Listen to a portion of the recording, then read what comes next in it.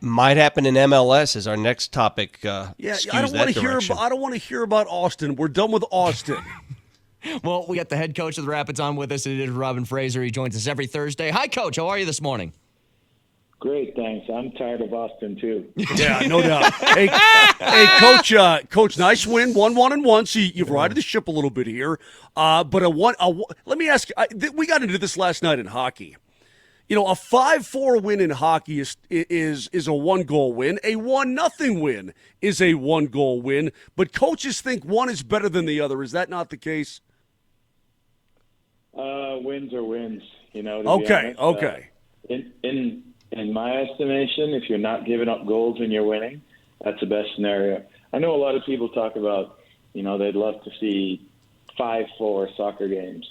But if we're winning 5-4 games, that means basically we have to score 5 goals to win a game.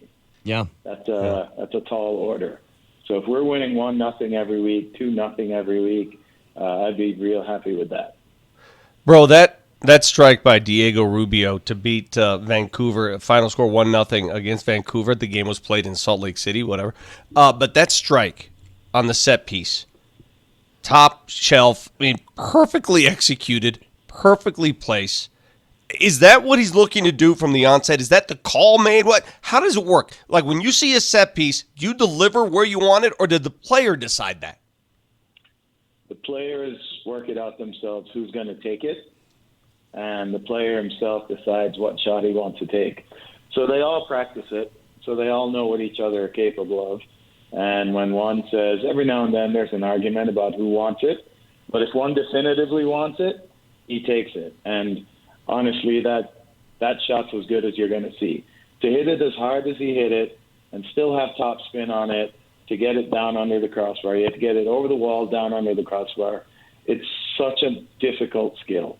It's aerodynamics, really man. That's aerodynamics, Coach, is it not? I mean, you gotta work the ball through the air.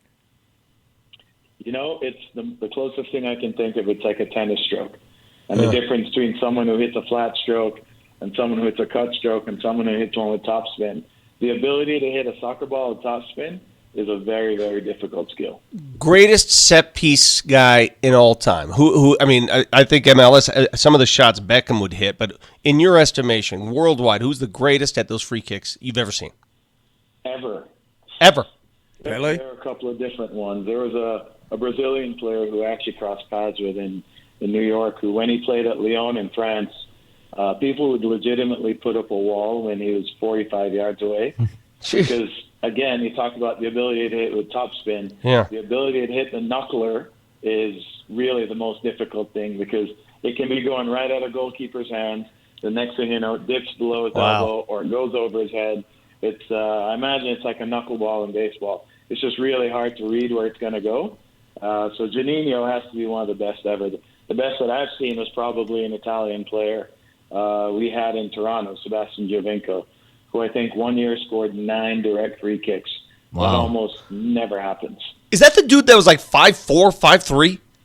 That's the one. That's my people. Yeah, see, listen to Vic. Yeah, Coach, all you're doing now, see, he's just all hyper Coach, about it now. One thing I wanted to ask you about, because I think this is one of the more impressive things coming off the game over the weekend, is that you get the goal early, but Vancouver kind of dominated possession. They had, 57% possession, and you guys still outshot them by 7 shots.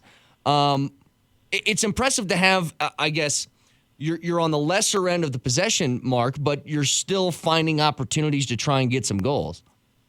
Yeah, so what that really looks like is they're pressing, they're at home, so they have more possession, and they're up in our half of the field, which means in the moments we win it, counterattacking opportunities are available.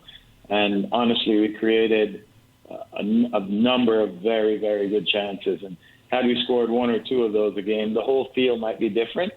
But our ability to counterattack is really exceptional in terms of getting out of our end quickly and getting up to the goal. Well, you guys, Coach, as we let you go real quick, Minnesota hasn't won. Are you leery of a team that could be desperate like that? Or do you say, hey, you know what, we're coming off a win, let's carry our momentum and stick it to those guys? As I say last night with the Nuggets, you stuff it in their Minnesota stuff hole. It's honestly both. They're they're definitely desperate, and a team that's desperate is certainly capable of things that maybe they're not even sure they're aware of.